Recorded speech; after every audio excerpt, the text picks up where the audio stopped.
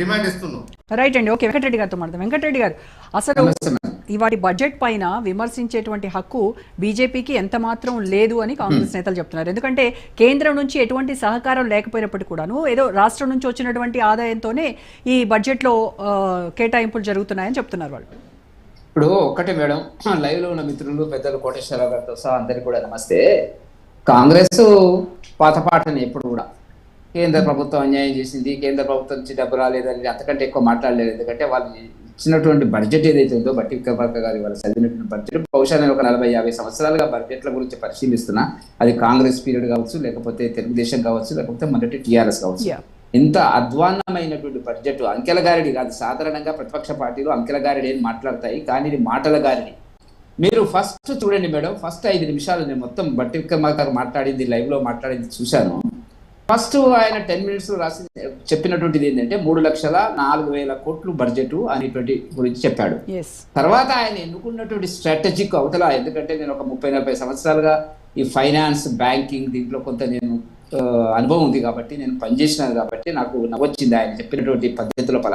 మిగతా వాళ్ళు ఎట్లానో ఉండేది కాక కానీ కొంత సబ్జెక్ట్ మీద నాకు అవగాహన ఉంది కాబట్టి 3,04,000 కోట్లు చెప్పి ఆయన ఏం చెప్తున్నాడు, 2,26,000 కోట్లు మామూలుగా రెవెన్యూ వ్యయము అని చెప్తున్నాడు.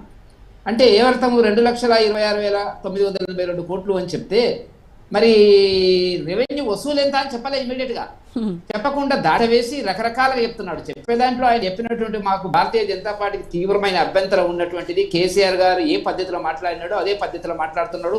ఇవాళ నాకు అవకాశం వచ్చింది కాబట్టి నేను ఛాలెంజ్ చేస్తున్నాను.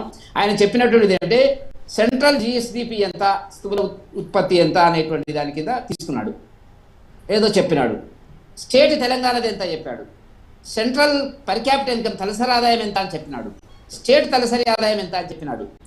కనీస ఆర్థిక శాస్త్ర మూల భావన తెలిసినటువంటి ఏ వ్యక్తి కూడా ఒక సెంట్రల్ ని స్టేట్ కంపేర్ చేయడం మేడం ఈ 2 విషయాల లోపల. అంటే ఆయన ఏంటంటే మా మీద దాడి పెట్టడానికి, మేము సెంట్రల్ కంటే బాగా గొప్పగా ఉన్నాము, మా పర్ క్యాపిటల్ సెంట్రల్ కంటే బాగుంది, ఊది నా దగ్గర డేటా ఉంది అని చెప్పినటువంటి దాంట్లో ఈ కోణంలో మాట్లాడడం ఆర్థిక మంత్రికి తగదు.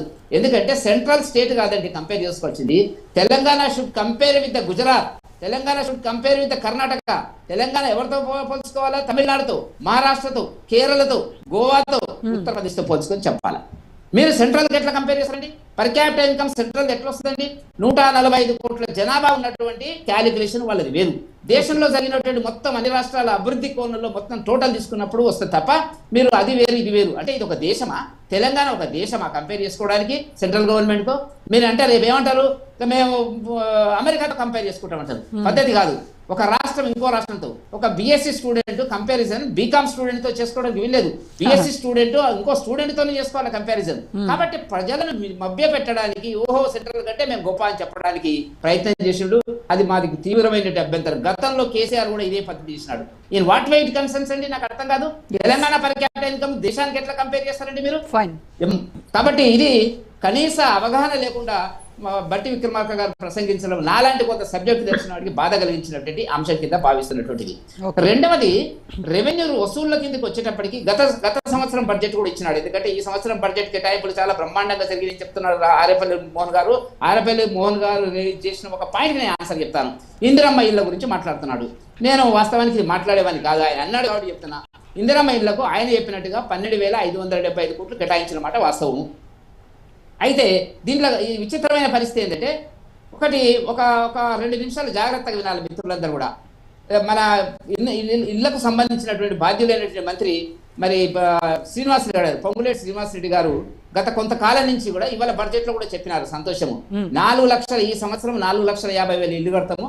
వాళ్ళు చెప్పింది ఏంటంటే 4 సంవత్సరాలు మేము కడతామట్లా, ఒక్కొక్క నియోజకవర్గానికి 3,500 చొప్పున కేటాయిస్తాము.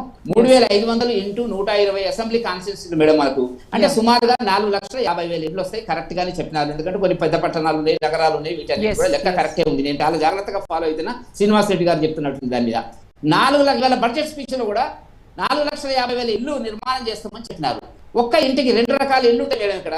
ఒకటి జాగా ఉన్నది, ప్లేస్ ఉన్నటువంటి వాళ్ళకు ఒక రకంగా, ప్లేస్ లేనటువంటి వాళ్ళకి ఇంకో రకంగా.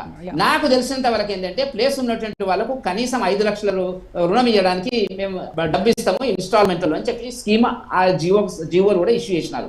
ఇప్పుడు నేనేమంటున్నా అంటే ఒక 5 లక్షలు ఇంకా ఎక్కువైతుంది. ఏది ప్లేస్ లేని వాళ్ళకి నిర్మాణం ప్లేస్ కొనియాలా అది ఎంత అనే దాని గురించి మాట్లాడింది. Minimum we have to take in to consideration 5 lakhs అని తీసుకున్నట్టయితే 1 కోటికి ఎన్ని ఇళ్ళు వస్తాయి మేడం?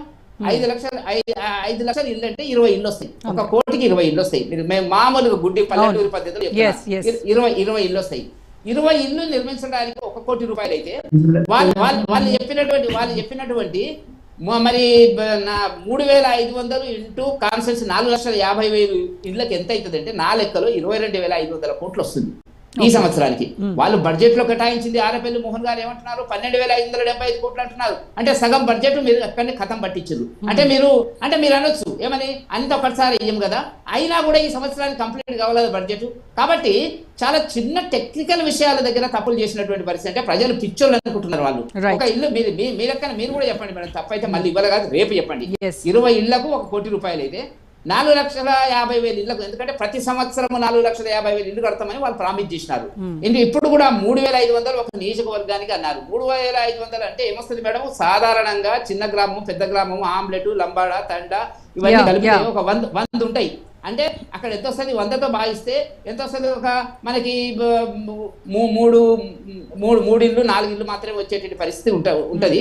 కాబట్టి 35 ఇళ్ళు వస్తాయి అనుకోండి. సరే, ఓవరాల్ గా మరి ఇది ఏ రకంగా వస్తుంది అనేటువంటిది ఒకటి. రెండవది నేను చెప్పదలుచుకున్న పాయింట్, నేను కేటాయింపుల గురించి మాట్లాడాను. ఎందుకంటే అవి పనికిమాలిన కేటాయింపులు, అయ్యేది కాదు పోయేది కాదు. గత బడ్జెట్ లో జరిగింది. ఇప్పుడు 3వ బడ్జెట్ ఆయన ప్రవేశపెట్టినటువంటిది. అది అప్పుడు షార్ట్ టర్మ్, ఇప్పుడు ఫుల్ బడ్జెట్ ఒకటి చేసినాడు, ఇప్పుడు ఫుల్ బడ్జెట్ వచ్చింది. నేను చెప్పదలుచుకున్న పాయింట్ ఏంటంటే ప్రతిపాదిత రుణాలు గత సంవత్సరం అంటే ఇప్పుడు నడుస్తున్న సంవత్సరానికి 62,112 కోట్లు అనేటువంటి తీసుకొచ్చి అప్పులు 4,50,000 కోట్లు చూపించాడు. అప్పులు 2 రకాలు. ఒకటి బడ్జెట్ లో చూపించే అప్పులు, 2 బడ్జెట్ ఇతర అప్పులు. అంటే బడ్జెట్ ఇతర అప్పులు అంటే ఏంది? శ్రీరామ్ సాగర్ ప్రాజెక్టు తీసుకొస్తారు, లేకపోతే కాళేశ్వరాన్ని తీసుకొస్తారు, లేకపోతే శ్రీరామ ప్రాజెక్టు తీసుకొస్తారు, పాలమూరు రంగారెడ్డి తీసుకొస్తారు. కార్పొరేషన్ల ద్వారా సృష్టించినటువంటి మాయాజాలం, కేసీఆర్ మాయాజాల అప్పులు అనేటువంటిది అవుతున్నదో వీళ్ళు అదే పద్ధతిలో ప్రయాణం చేస్తున్నారు. నేను చెప్పదలుచుకున్న పాయింట్ ఏంటంటే వాళ్ళు ఇచ్చినటువంటి రిపోర్ట్ కనపడుతున్నటువంటిది ఏంటంటే FRBM reserve bank of India విధించినటువంటి నిబంధనలు ఒక రాష్ట్రం యొక్క ఆర్థిక పరిస్థితి ఎట్లుంటుంది తెలుసుకోవడానికి ఇప్పుడు ఈ సంవత్సరం 36 జిఎస్టీలో అప్పుల శాతము 36.9% ఉంది. ఇప్పుడు ఈ బడ్జెట్ లో 28% ఒకటి అన్నారు. అది ఎంత ఉంటుందో తెలియదుగా. ఇప్పుడు ఇది ఒక ఇండికేషన్ మనం తీసుకోవాలి. ఈ సంవత్సరం 36. మరి ఇప్పుడు ఒక్క మాట కాబట్టి ఎఫ్ఆర్బిఎం చెప్తున్నది ఏంది?